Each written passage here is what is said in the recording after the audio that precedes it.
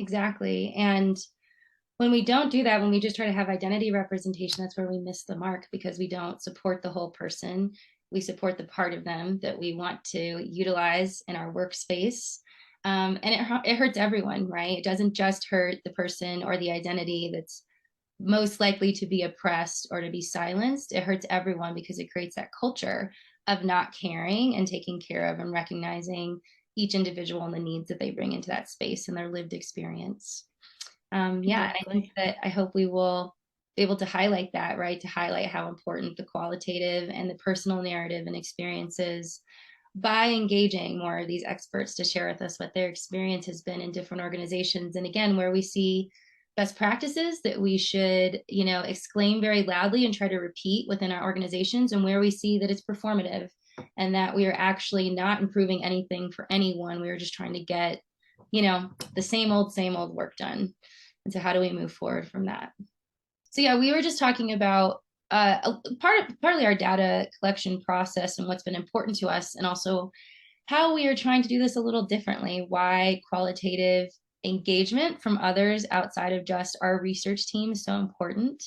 So I was wondering if you could just talk a little bit about how we've done that, right? How are we engaging the quantitative?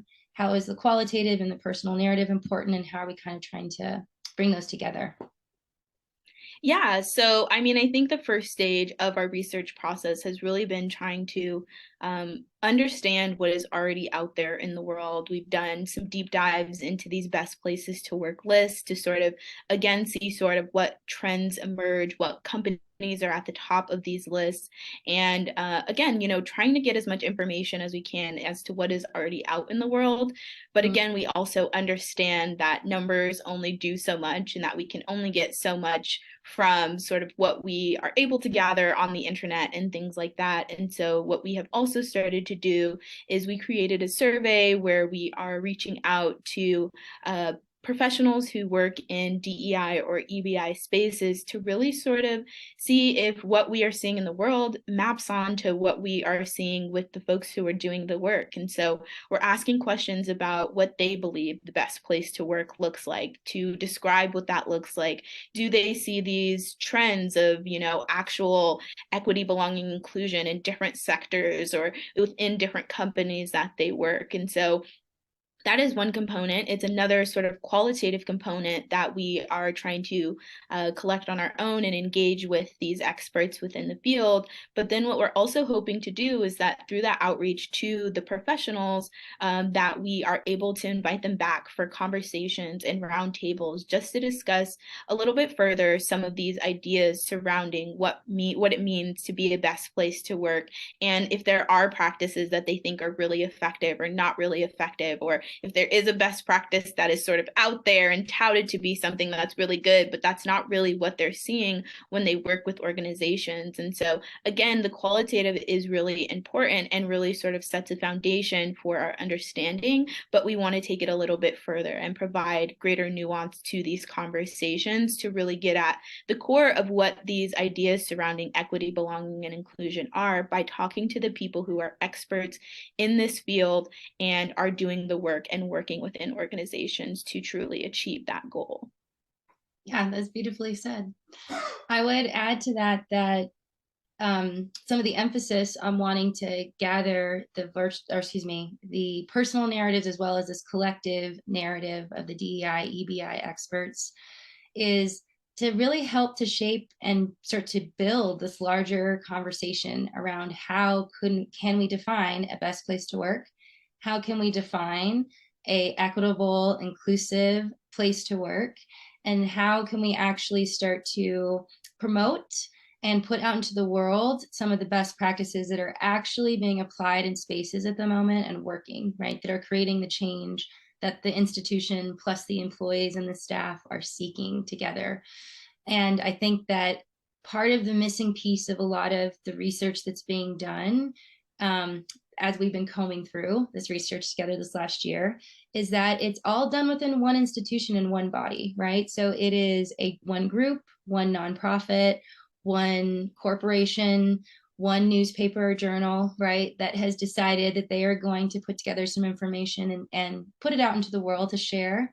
But what we don't see is this connecting of what we're trying to get at collectively, right? As a society, as the United States, as a larger world and nation, what do we actually mean when we say these words, and how can we start to build more of a clear narrative definition together? So a definition that we can use more broadly, and that when we speak about these ideas of healthy work culture, best place to work, equity, belonging, and inclusion in work, we're saying the same things. We're working towards the same things. And so without bringing together the expert narratives within equity, belonging, and inclusion, and diversity, equity, and inclusion, I feel like we're going to be kind of lacking that next step of gathering what could be and what we all should be working towards together. And hopefully just starting some of these conversations, right? I hope that these conversations between these experts and these leaders will go far past our white paper, and that this will just be kind of a jumping off place to, engage this discussion we're creating into the work that you're even doing, Keturah, right? As you look at these cues and these spaces that are built, how do we all start to do this in the same way towards the same goal? Yeah, I would definitely agree. And part of what we've also talked about and just, thinking about our different expertise is that a lot of the stuff that's done in sort of academic settings and things like that doesn't make its way into the real world, and the practices and things that you say or the trends that you see in the real world don't make it back into the academic institutions and the people that are doing the research. And so I really think it's cool, the kind of group that we're trying to bring together in this discussion, because I think in part we'll be able to bridge some of those conversations, and that folks who are doing the research can speak to the folks who are practitioners out there, and the practitioners can also speak to the folks doing research, to hopefully enrich these conversations in a way that allows us to all move forward in a way that impacts the theory, but also impacts what we're actually trying to do and make a real world impact in these spaces.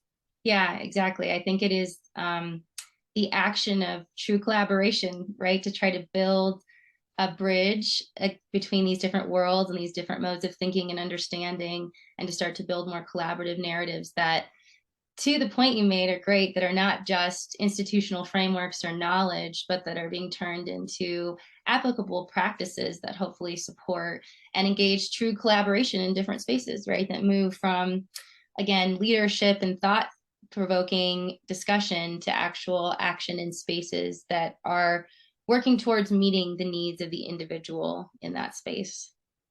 If I were to share a call of action, I would ask for those thought leaders and those individuals that not only are practitioners of DEI and EBI, but are in organizational development, are maybe also very critical of DEI practitioners, right? I welcome and ask them to please engage with us, right? Please take our survey, please come to our interview table and collaborate, because I think so much of the dissonance to the great accomplishments we're trying to create within the world is that we are not working together. We have turned them into individualized frameworks. We've turned them into research projects. We've turned them into companies and organizations, right, to make money, to build our careers. And there's nothing wrong with that. But the truth is that the healing is collaborative, the work is collaborative, and it's done in community. And so if we all are actually trying to work toward this larger goal of seeing power dynamic and system shifts, we have to come together and collaborate to do that. There's not one of us who has the right answer, and there's not one group who has the answer of how to do this. So I think that is the call to action. Come collaborate with us, collaborate with other experts, and help us come to a larger definition of what we are trying to achieve in the world.